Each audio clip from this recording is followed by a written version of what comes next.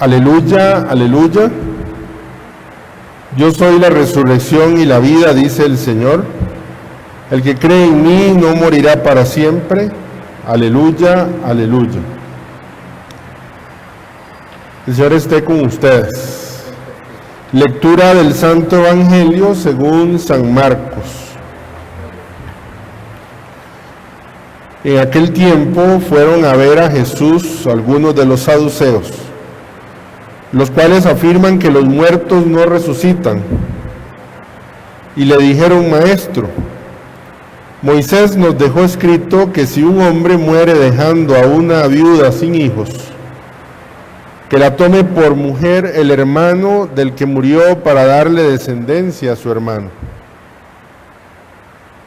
Había una vez 7 hermanos, el primero de los cuales se casó y murió sin dejar hijos.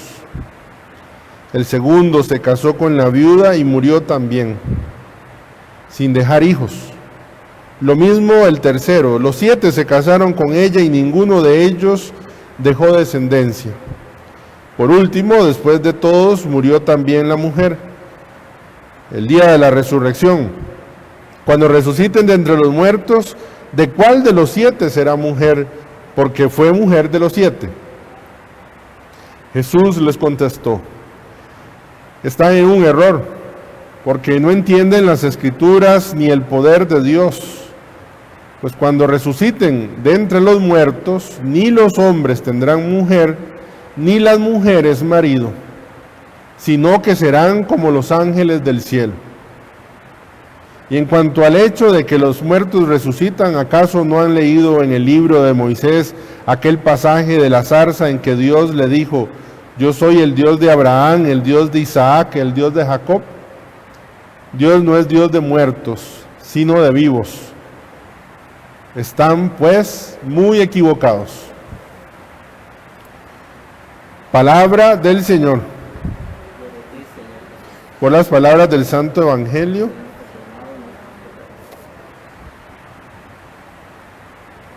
Tengan la bondad de sentarse un momentito, por favor, en sus casas. Se había establecido por la ley de Moisés la ley del levirato. La ley del levirato, por la importancia que tenía la descendencia en la concepción judía, justamente decía lo que el Evangelio nos cuenta: que un hombre muriendo sin hijos, debería la esposa o la viuda casarse con el hermano para que le dé hijos.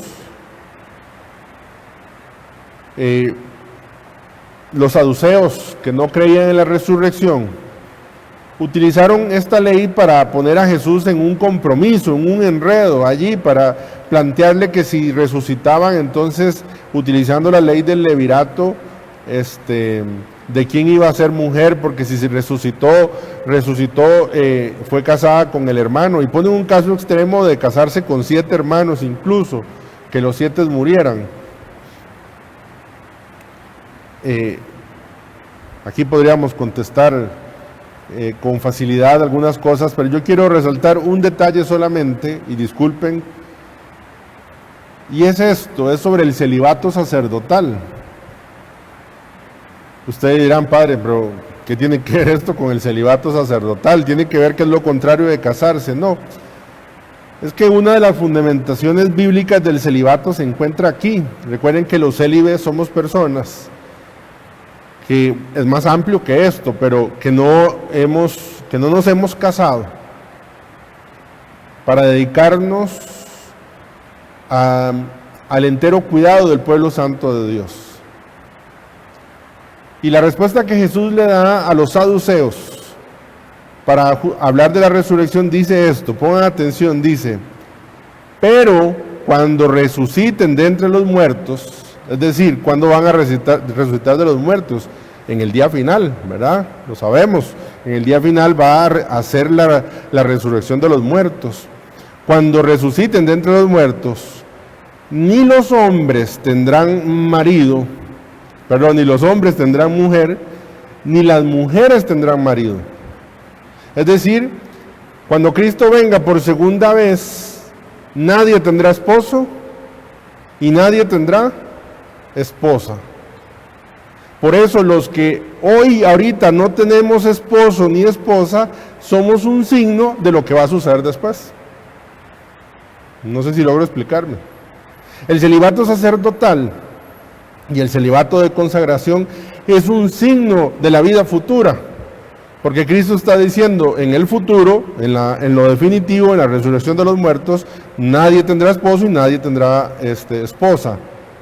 Ahorita los que no tenemos ni esposo ni esposa por consagración, nos volvemos un signo del futuro. Y agrega, bellísimo, dice, sino que serán como los ángeles del cielo. Nuestro celibato sacerdotal, a mí me da mucha gracia porque yo siempre escucho a gente opinando sobre el celibato, pues algunos sacerdotes opinarán una cosa que la otra. Primero, que a nosotros nunca nos obligan al celibato, siempre ha sido muy claro que es una propuesta y que si uno no lo quiere asumir, pues no lo asume. Y segundo, que generalmente la gente que pelea sobre el celibato es gente que está casada, que piensan que pobrecitos los sacerdotes, que piensan que la soledad, que piensan que... Monseñor Vitorino una vez, hablando sobre los misterios de la iglesia, pero puso un ejemplo que yo lo aplico para el celibato también.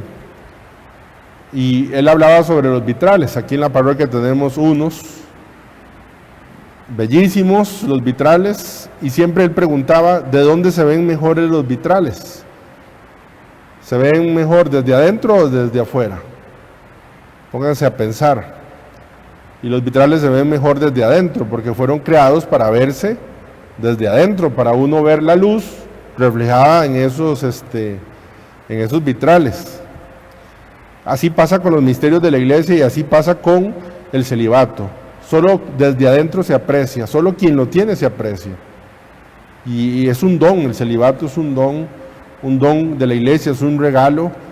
Un mundo tan erotizado, tan sexualizado como el que estamos, parece que es una locura y más bien es una bendición de Dios poder servir en celibato al pueblo santo. Fíjense lo que dice aquí: en el futuro nadie tendrá mujer, nadie tendrá marido, y los que en el presente no tenemos mujer ni marido por consagración, somos un signo ya de lo que va a ser en el futuro. No sé si logro transmitir lo que quiero, pero es lo que quería decir aquí. La segunda cosa, una carta de Pablo que uno puede en 2 versículos durar todo un año de reflexión. ¿Qué carta más bella? Pablo está en la cárcel y quiere animar a Timoteo y le dice una serie de cosas lindísimas. Repito, uno podría dedicar una palabra. Por ejemplo, dice, tú, Timoteo, has recibido, nosotros hemos recibido, dice, no espíritu de cobardía, sino espíritu, dice, de fortaleza, de amor y de dominio propio. Ya podríamos dedicar todo un retiro sobre la fortaleza, sobre el amor y sobre el dominio propio. Pero yo quisiera nada más señalizar algo. Dice Pablo a Timoteo, yo sé bien en quién he puesto mi confianza. Y yo pensaba hoy temprano, nosotros estamos en la época de la desconfianza. Por ejemplo, en la época, yo crecí en Cañas.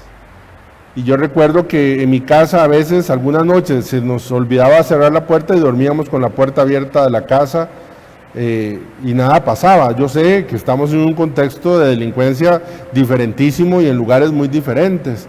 Pero estamos en la época de cerrar, en la época de las contraseñas. Hoy todo tiene contraseña, todo tiene el PIN, la tarjeta, la cuenta, el celular, que con la huella digital, que con la cara, que el patrón, que todo tiene. Y cada vez estamos más en ámbitos de desconfianza porque entonces el esposo no tiene ¿cómo se llama? La contraseña de la esposa no tiene el esposo, el hijo le pone contraseña para que los papás no se metan. Estamos en la época de la desconfianza, porque no sabemos en quién confiar. Pablo nos dice, yo sí sé en quién he puesto mi confianza. ¿Y en quién ha puesto la confianza Pablo? En alguien en que Dios ha confiado. Cuando Jesús llama a Pedro y le dice, te daré las llaves del reino, lo que le está diciendo es, te voy a dar todas las contraseñas. Yo voy a confiar en vos. Por eso Pablo entiende que tiene esa posibilidad de confiar en Dios. Digámoslo con el Salmo. No sé si recuerdan cuál fue la respuesta. Les doy una chocoleta. Si recuerdan la respuesta. Usted va a la pulpería cuando pueda salir y paga los 700 colones y yo le doy la chocoleta ahí en su casa. ¿Se acuerda? He puesto mis ojos fijos en el Señor.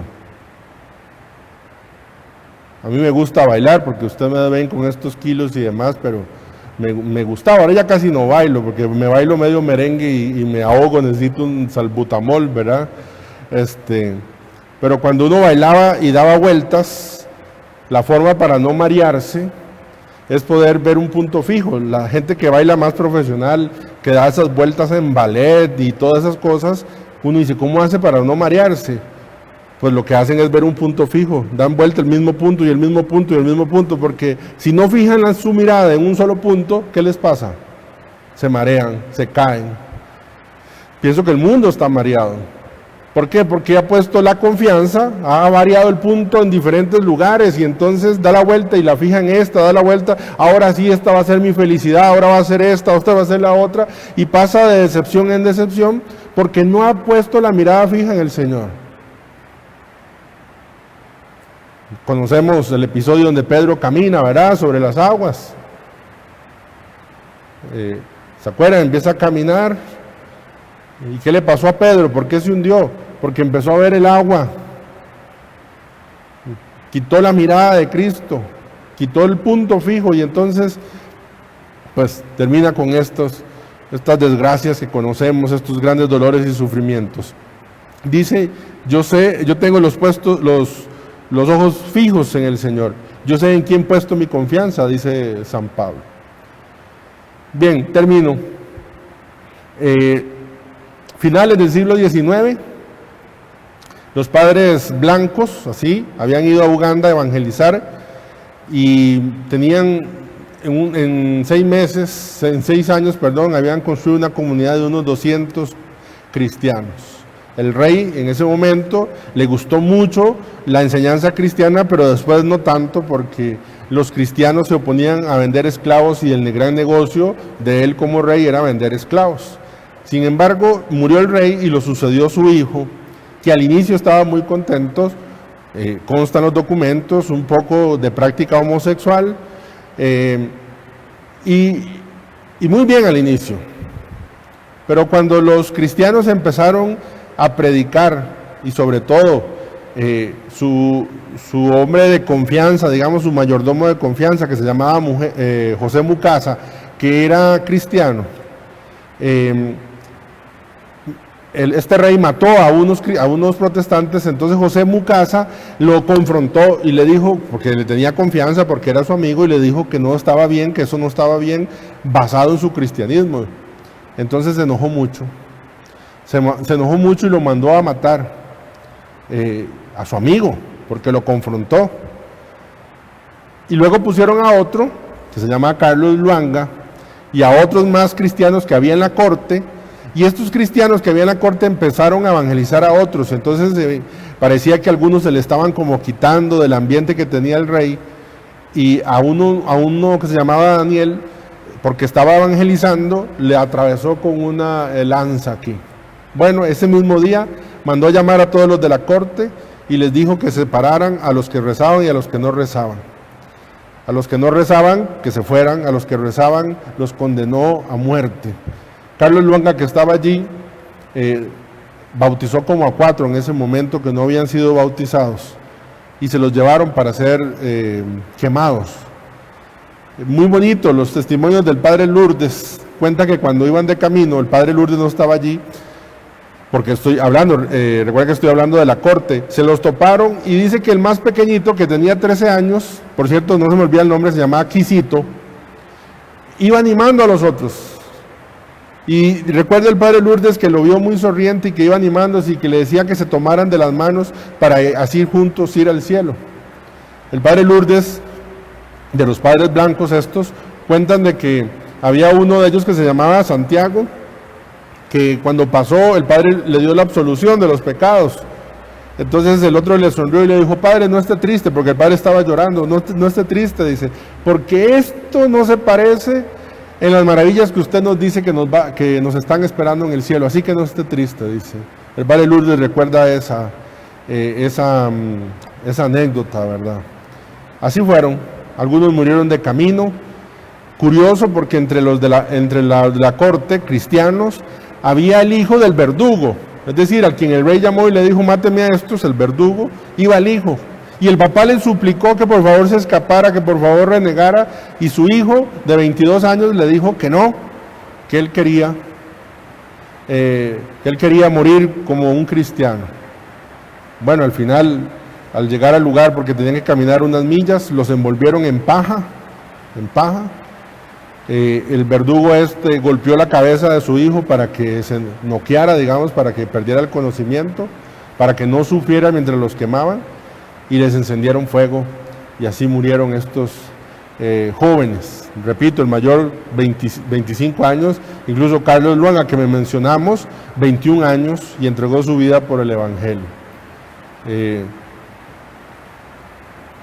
Echaron a los padres blancos, estuvieron un tiempo fuera y luego regresaron nuevamente cuando murió el rey que estaba. Y recuerdan que dije que la comunidad cristiana era de 200. Cuando regresaron unos 3 años después, había 500 bautizados y 1000 catecúmenos esperando ser bautizados. Efectivamente, la iglesia se riega con la sangre de los mártires. El rey quiso eliminar a los cristianos, y la sangre de esos mártires lo que hicieron fue echarle abono a los cristianos, al punto en que la comunidad cristiana creció y vivieron esos años sin sacerdotes, sin Eucaristía, viviendo la fe cristiana, bautizándose unos bautizaban a los otros y esperando también la preparación de esos otros 1000. De verdad que me emociona celebrar a los mártires de Uganda, poco los conocemos, me emociona porque son jóvenes. Mi sacerdocio, al inicio de mi sacerdocio, ha estado ligado mucho a los jóvenes, y yo estoy convencido de que son torteros, de que son rebeldes, de que, bueno, no tengo que explicarles. Pero si un joven es conquistado por una causa, se vuelca totalmente por esa causa. Y yo he conocido, Dios me ha dado la gracia de conocer a muchos jóvenes que han probado el amor de Cristo y se han vuelto sobre la causa de Cristo. Hoy celebramos a 24 de ellos que no conocimos, que murieron allá en África, en Uganda. 24 de ellos que, gritando antes de quemarse, le gritaban a los verdugos: ustedes maltratan nuestros cuerpos, pero a nuestra alma no les pueden hacer absolutamente nada. Y así subieron al cielo, y hoy celebramos su triunfo, el triunfo sobre la muerte, gracias a Cristo.